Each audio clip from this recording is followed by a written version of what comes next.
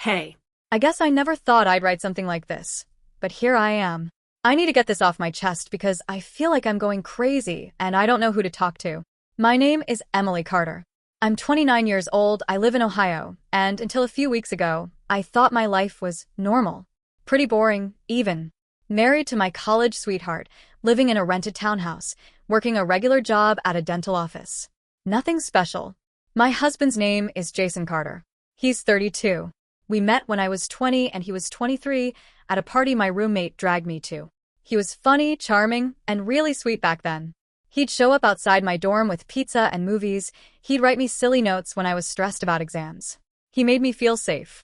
He made me think that out of all the awful guys I dated before him, he was the one who'd never hurt me. I really believed that. We got married 4 years ago in a tiny ceremony with just family and close friends. My parents love him.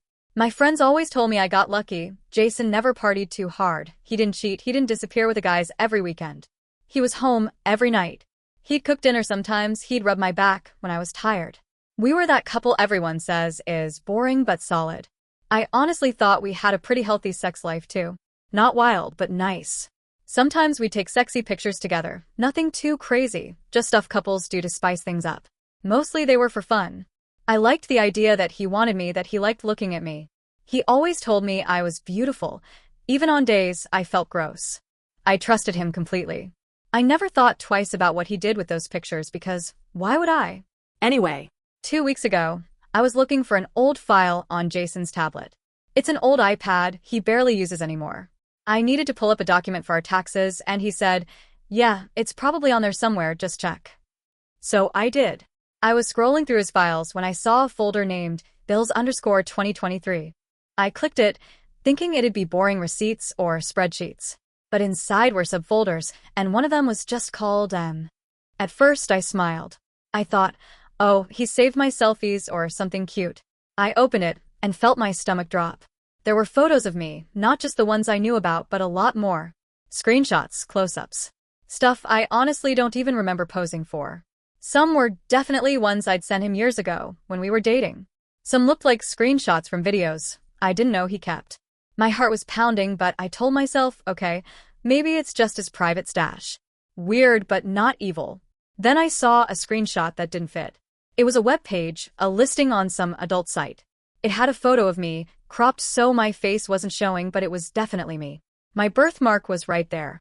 I saw a username that looked vaguely like something Jason would use. jcarter88. And there was a price next to it. $20 for full set. My brain literally froze. I felt like I couldn't breathe. I clicked back and found more screenshots, chats with strangers, payment receipts, some crypto wallet stuff. The dates went back at least a year. He'd been selling my photos. Selling my body to strangers online while he kissed me goodnight every night like nothing was happening. I remember just sitting there on our couch, staring at the screen. I felt hot and cold all at once. I kept telling myself there had to be another explanation. Maybe someone hacked him. Maybe he was trying to find people who were leaking my pics. I know how stupid that sounds now, but I didn't want to believe what was right in front of me. I must have sat there for 2 hours, just going through everything, screenshotting it, sending it to myself.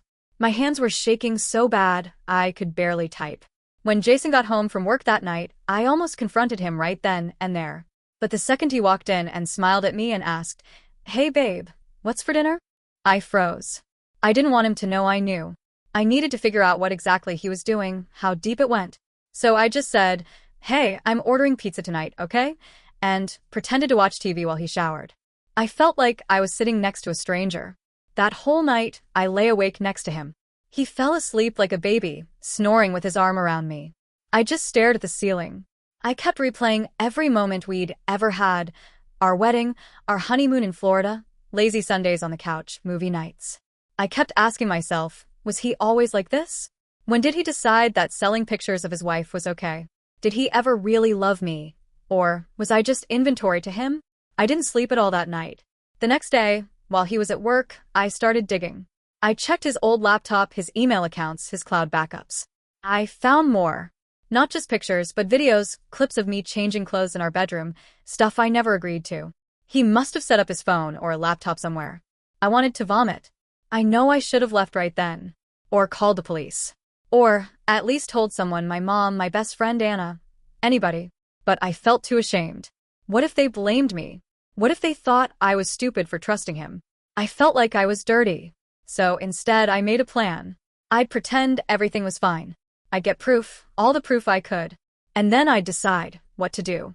Divorce, cops, lawyers, I didn't know yet. But I knew I couldn't just sit there while he made money off my body. I know this is long already, but if you're still reading, thank you. I'm going to keep writing this here, because I need to get it all out. I don't know who I am married to anymore. I don't even know who I am right now. So after that night, I basically turned into a private investigator. I don't even know where I found the nerve to do it, honestly. I'm not the sneaky type. I'm the kind of person who apologizes when someone bumps into me at the grocery store.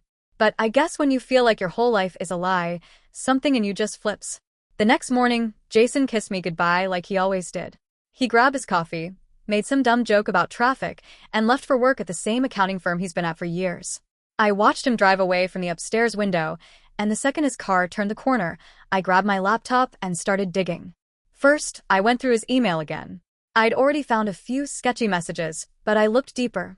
Old backups, spam folders, hidden accounts I recognized from when we'd booked flights or ordered stuff online. He had a second Gmail I'd forgotten about, probably because he never meant for me to know. I guessed the password in 3 tries. It was my birthday. The irony didn't even surprise me anymore. In that inbox, I found more proof, messages with strangers, payment confirmations, Dropbox links. He'd been running this like a side hustle for over a year. There were even messages with repeat buyers. Some creep named Mike NYC89 kept asking for fresh stuff every few weeks. I felt sick reading how Jason wrote about me, like I was a product, not a person. Yeah man, she doesn't know. Totally worth it, right? He wrote once. I wanted to scream. That same day, I decided to see how far he'd really go. I made a fake email, something generic like New Guy Cleveland. Then I messaged him on the same site he was using to sell my photos. It took maybe 10 minutes for him to respond. He was so polite, so professional about it. Like he was selling old furniture on Facebook Marketplace. He offered me exclusive sets, said he could do custom requests. I felt like I was going to pass out. I played along, asking questions. He told me $50 for a special video, $20 for a mini pack. He even listed which parts of me were bestsellers.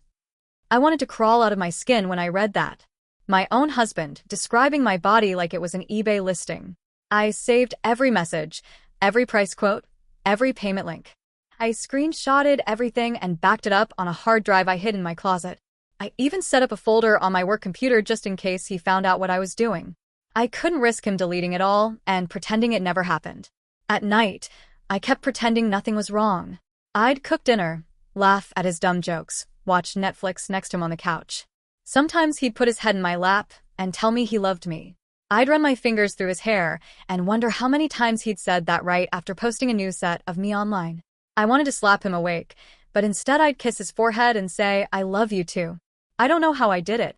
Maybe I just wanted to see how good he was at lying to my face.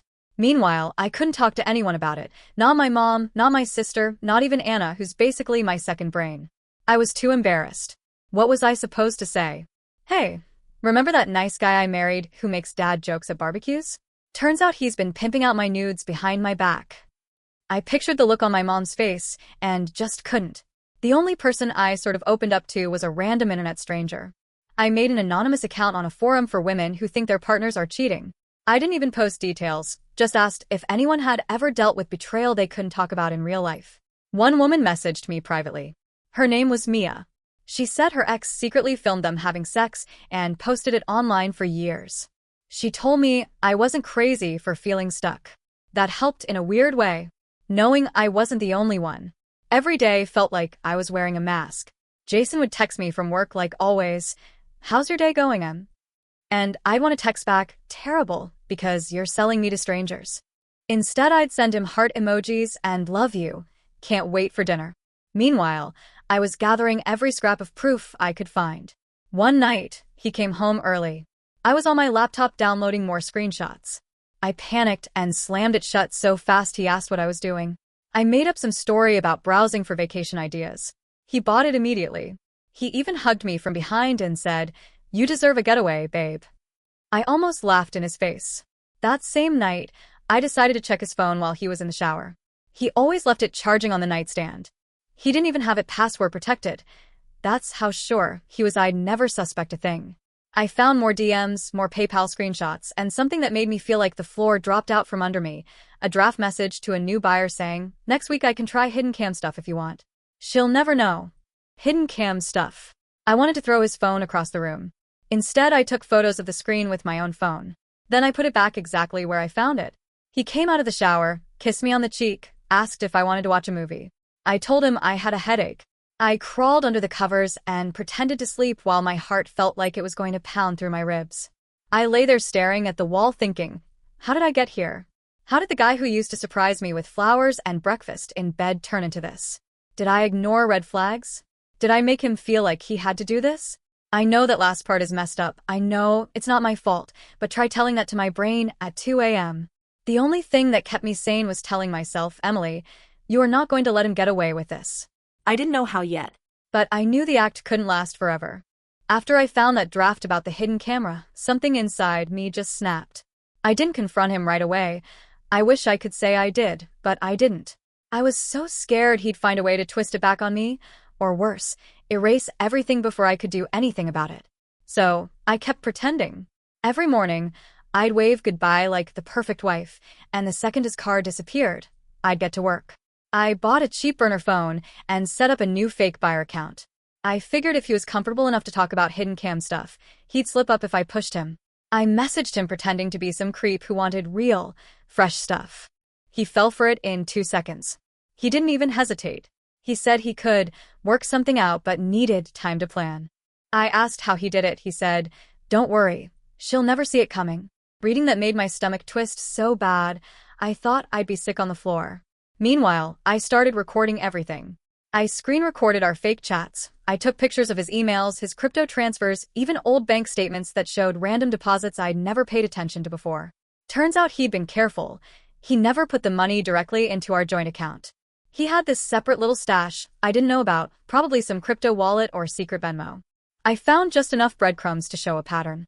Some nights I'd stare at him while he slept and try to find the man I married.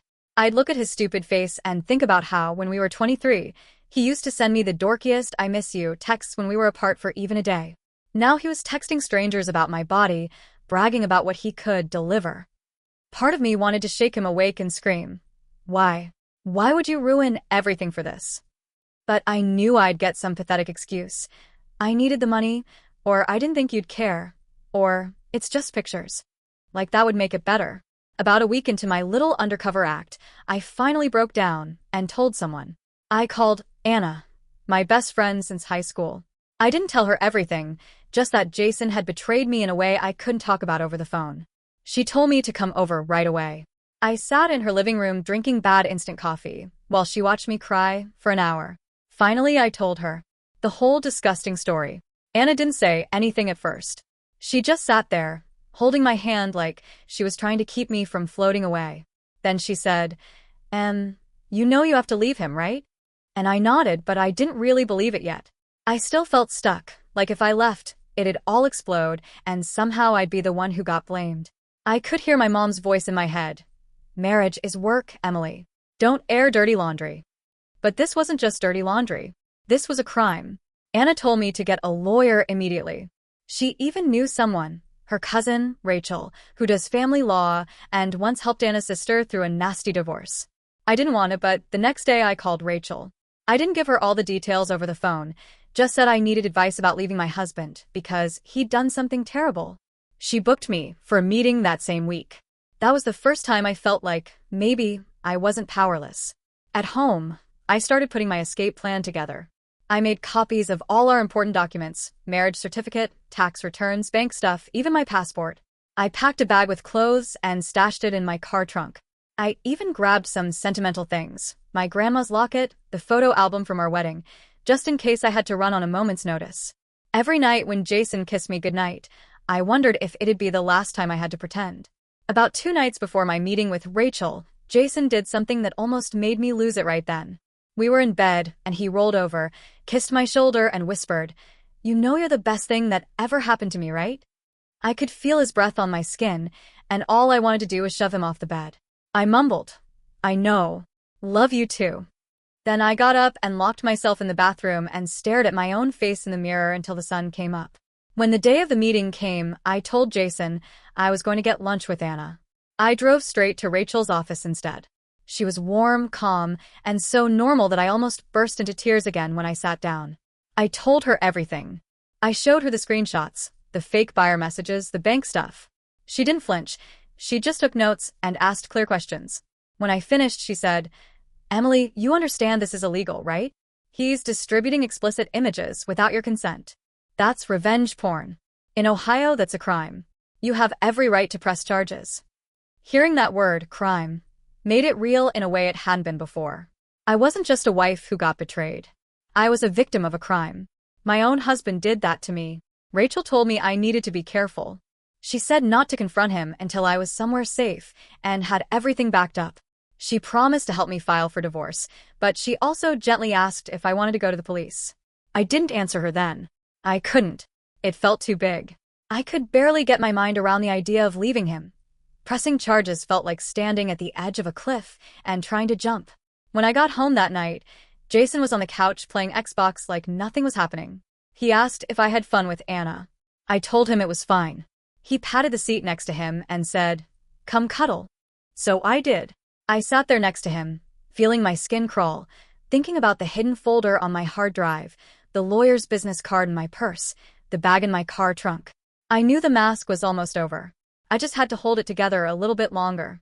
After meeting with Rachel, I felt like I was carrying a bomb around in my chest.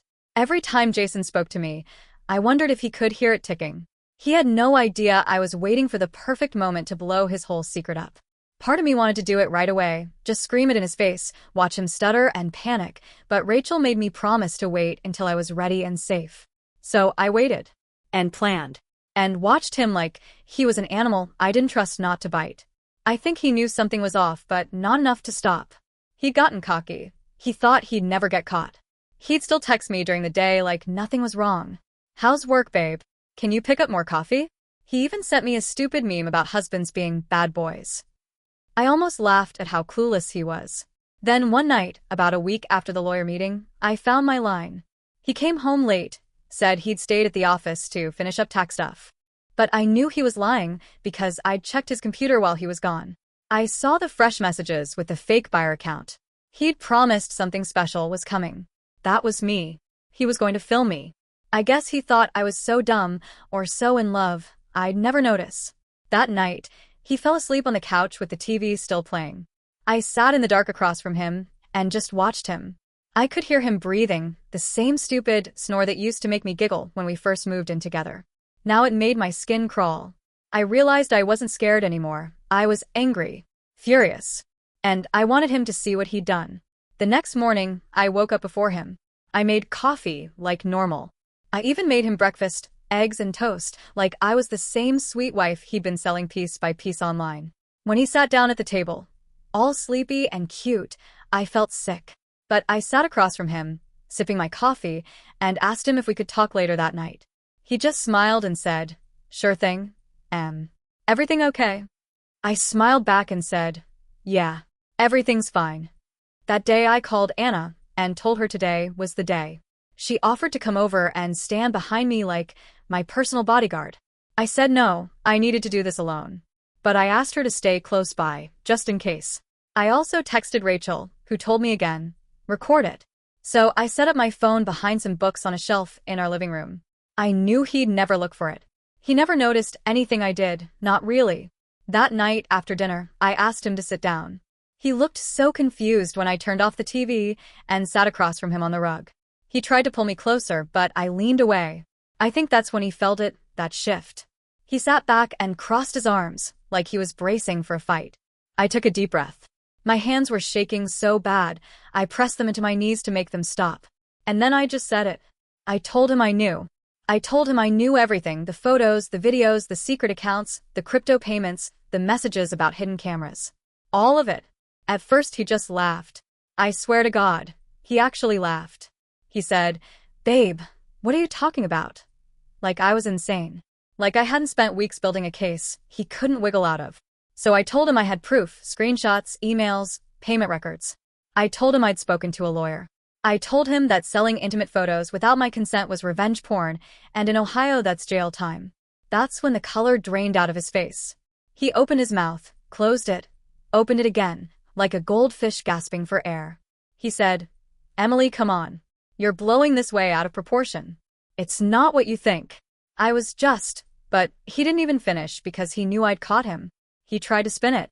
He said he only did it because we needed the money. Which was a lie. I knew exactly how much we made.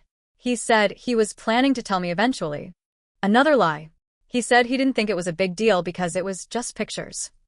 That one stung the worst because to him, that's all I was. A body. A side hustle.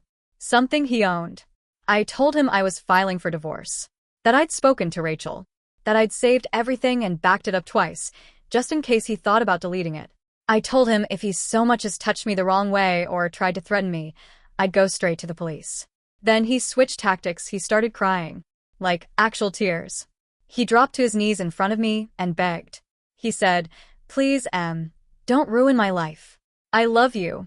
I messed up. I'll never do it again." He grabbed my hands like we were in some bad movie. But all I could think about was how those same hands typed messages about selling my body to strangers. I didn't cry. I didn't scream. I just felt tired. So unbelievably tired. I told him I'd be staying at Anna's for a while. I told him I'd come back for my stuff when Rachel said it was safe. I told him I didn't want to see him again unless it was in court. He begged me not to leave. He promised he'd fix it. But there was nothing to fix. I'd spent weeks holding it all in, trying to figure out if maybe I'd done something wrong. But sitting there looking at him, I knew this wasn't my fault. This was him. This was the man he really was. And I couldn't save him from himself. I packed a bag while he sat on the couch with his head in his hands. I didn't even look back when I walked out the door. Walking out that door was the hardest thing I've ever done, but it was also the easiest. I didn't feel free right away. I felt empty. I drove to Anna's with my bag in the back seat and my phone buzzing with messages from Jason the whole way. "Please come back. I'm so sorry, Emily. We can fix this. Please don't ruin us." I turned my phone off before I even pulled into Anna's driveway. Anna was waiting for me on the porch. She didn't say anything, just hugged me so tight, I thought my ribs would crack. She let me sleep in her guest room, which was actually her home office with a blow-up mattress, but to me it felt like the safest place on earth. I lay there that first night staring at the ceiling, trying to understand how my life had turned into a story you read on Reddit at 3 a.m. when you can't sleep. In the morning, Jason had slipped an email into my inbox. He was still begging, but the tone had shifted, less crying, more threatening. He said I couldn't prove anything. That if I tried, he'd say I posed willingly. That nobody would believe me. That I'd ruin my own reputation. That was when the last bit of my fear turned into pure anger. I forwarded the email to Rachel right away. Rachel called me within the hour. She said it was good. The threats made my case even stronger. She told me we were going to file the divorce papers that week. She also asked again if I wanted to press criminal charges. This time, I said yes. I didn't want to hide anymore. I wanted him to feel even a fraction of the violation he'd made me feel. The next days were a blur of paperwork, meetings, and whispered conversations with Anna in her kitchen while she made me tea, like I was made of glass. I wasn't, though. I'd thought I'd break when I left him, but every day I felt a little more solid, a little more like myself. The worst part was realizing how much of myself I'd given up without noticing, how much I'd let slide in the name of love or loyalty. I talked to the police a week after I left. I was terrified they wouldn't take me seriously, but they did. One detective, a woman named Officer Collins, sat with me for almost 3 hours while I went through everything, the photos, the fake account, the money. She didn't flinch. She told me I'd done the right thing by collecting proof. She told me I was brave. I didn't feel brave. I felt humiliated and exhausted, and so angry I thought I'd catch fire. When Jason got served with the divorce papers and the police report, he lost it. He tried to call me, text me, email me. He even showed up at Anna's house once. Anna's boyfriend was there and told him to get off the porch before he called the cops. Jason left, but not before yelling that I was ruining his life. Like I'd asked for any of this. It's funny, people always think leaving is the end. Like you walk out, and then everything is just fine. It wasn't. It was messy and expensive and humiliating. Some days I'd wake up at Anna's and forget for 2 seconds where I was, And then I'd remember all over again that the man I thought loved me had turned my body into a side hustle. Some days I felt like I'd never be clean again. Like every picture was still out there, floating in someone's phone or hard drive. Maybe it is. Maybe it always will be. But it's not my shame to carry anymore. A few months after I left, I found a small apartment near my old office. Anna helped me move in. I got a new phone number, new locks, new passwords for everything. I didn't even take the bed Jason and I had shared. I bought a cheap futon and slept on that for a while, just so I could feel like every piece of my space was really mine. The police case took longer. He tried to deny everything, of course.